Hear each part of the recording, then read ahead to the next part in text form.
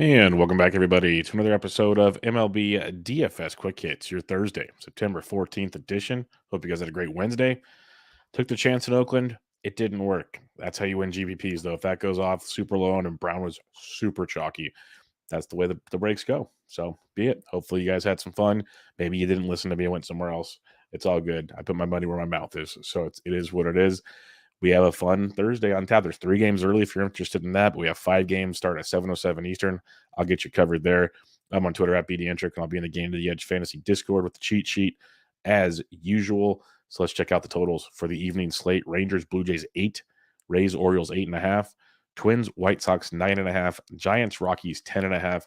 There's only one total we're waiting on, and that would be the Yankees, Red Sox, because that's game 2 of their doubleheader.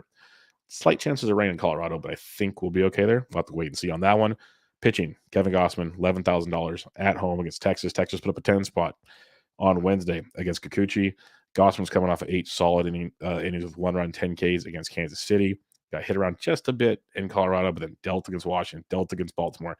He's battling Garrett Cole for the Cy Young Award right now. If you look at Texas over the last month versus right-handed pitching, near 24% K rate, 245 average, 186. On a small slate like this, Gossman's 100% in play, but you might not have to pay that much, and you might be able to get some bats because we have a couple other really solid options on this slate, and I'm willing to go up against each other.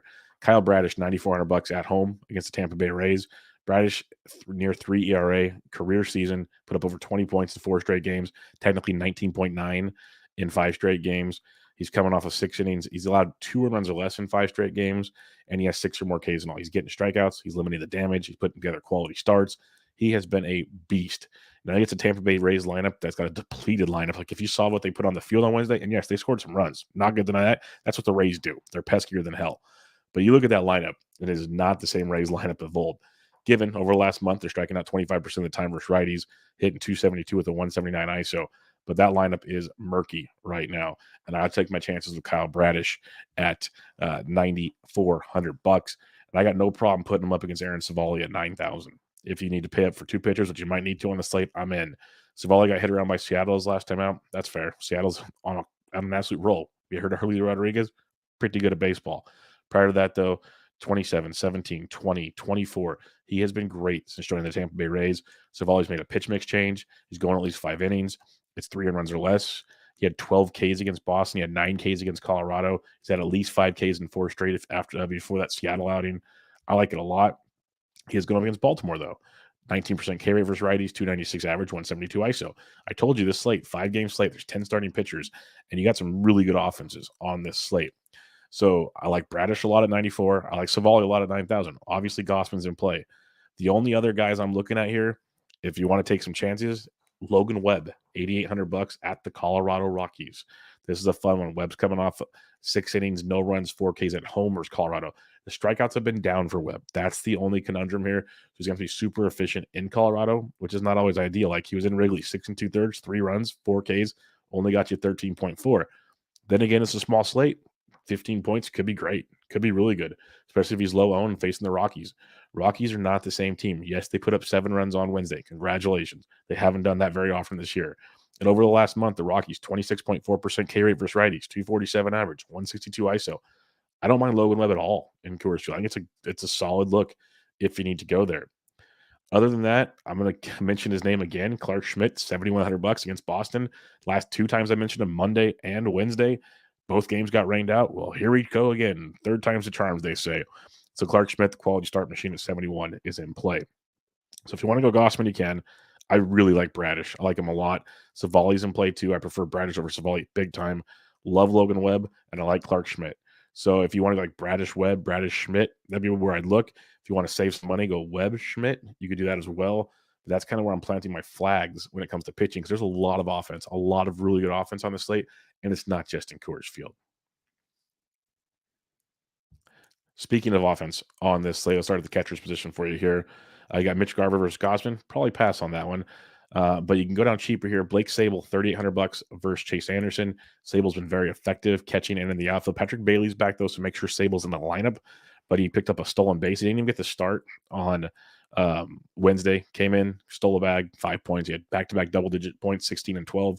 before that. So Sable at 38 in Coors Field could be a dude to look at. A couple others though.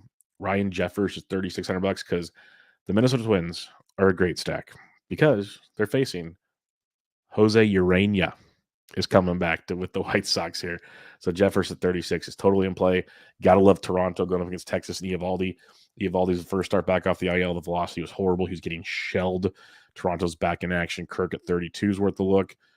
Patrick Bailey returned from the IL on Wednesday. He made the start, and I know he got at least he got 1 for 4 with 2 runs scored, a walk. He had put up 9 points.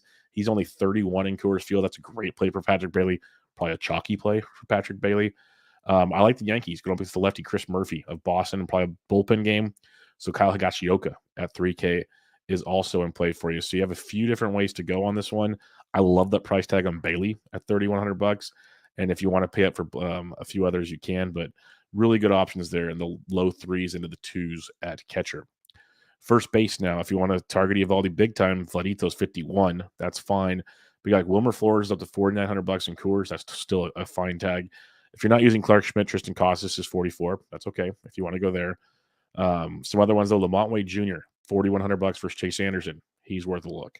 Ryan O'Hearn, not going there, but DJ LeMahieu 37 versus Murphy. If you're not using Webb, Elias Montero's riding a 7-game hitting streak for the Rockies. He went deep on Wednesday. Montero's $3,500. You got Vaughn versus Maeda at 34. Twins will be cheap, some of them. And you get Alex Kirilloff at $3,100. He returned from the IL a few games back. That's a nice price tag versus Jose Urena. He hasn't really popped off since returning from the IL, but at $3,100, definitely an angle to go to at first base. Second base for you on this slate, you got Davis Schneider at 53 versus Eovaldi. He after the goose egg on Wednesday. Thairo Estrada at 5K is a very good look as well. Gleyber Torres versus Murphy at 45. I might like him more than Estrada and Schneider. Estrada is still very strong with the Coors Field effect, but Gleyber versus lefty Murphy at 45 is pretty darn strong. Jorge Polanco returned from the IL on Wednesday, was back hitting cleanup for the Twins. He's 44 versus Urena. Edward Julian probably leading off for Minnesota. He's 39. I prefer Polanco. Both are worth a look, though, if depending on how much money you have. But definitely, if you can get Polanco over Julian, that's where I'd lean. Other than that, at second base, for now, I'm pretty much paying up at the position. Third base, you got Devers at 56. Ryan McMahon, he went deep on Wednesday. He's 5K. But Royce Lewis at 49 is outstanding. Big fan of that. JD Davis, $4,200, hit over 300 over his last 16 games, 3 home runs. He went deep again on Wednesday. So JD at 42 might be too cheap considering how we saw Wilmer's 49, Thyro's 5K. JD Davis at 42 deserves a little more respect on his name in that one. So that's a great price tag there. If you don't pay 49 for Royce Lewis, JD Davis at 42 is a big boy one to look at. And other than that, not too much. It's 5-game slate, so you're going to have to pick some battles, and not sure I want to pick him at those 2 positions. Shortstop, Corey Seager, even against Gossman, but at $6,600, I'll play Seager pretty much against anybody, but I'm not sure I can afford him on this slate. But you can go cheaper. If Brandon Crawford's in the lineup, he's 39 versus Chase Anderson. It's a bit pricey for Crawford, but, Chase Anderson, Coors Field, you got that going for you. Other than that, though, check your lineups and look for some value plays because there's not a lot initially that stands out at shortstop, like Ezekiel Tovar's 45. Bo Bichette at 54 is good, but he's, again, expensive. So you might be forced to pay up at shortstop, is what I'm trying to say. Outfield, you got Judge at 63 versus Murphy, which is great. You got Nolan Jones at 49. He hit a bomb on Wednesday. Love me some Nolan Jones, of course. Cheaper plays, though, like George Springer at 48 is definitely in play. Chris Bryant's been really hot since coming back. He's 48. Jock Jams and Coors at 48 I like a lot. Some other ones to look at, though, you will get a few cheap Giants, so that'll be fun. We'll get to them shortly. A few other ones, though. Giancarlo Stanton at 44 is a really good tournament play versus the lefty Murphy. Here's some cheapies for you. Mike Yastrzemski at 44. He's been leading off the last few times versus right-handed pitching. Love Yastrzemski at 44. Mitch Haniger at 43, swinging it pretty well since returning. So both of those guys, pretty darn good, low 4K price tags. Even cheaper, though, I like Max Kepler a ton at 4,000 versus Urena. So outfield, I'll probably be looking to save a few shekels on this slate. You got Blake Sable at 38. I prefer Yastrzemski and Haniger and Kepler in those ranges if I have to.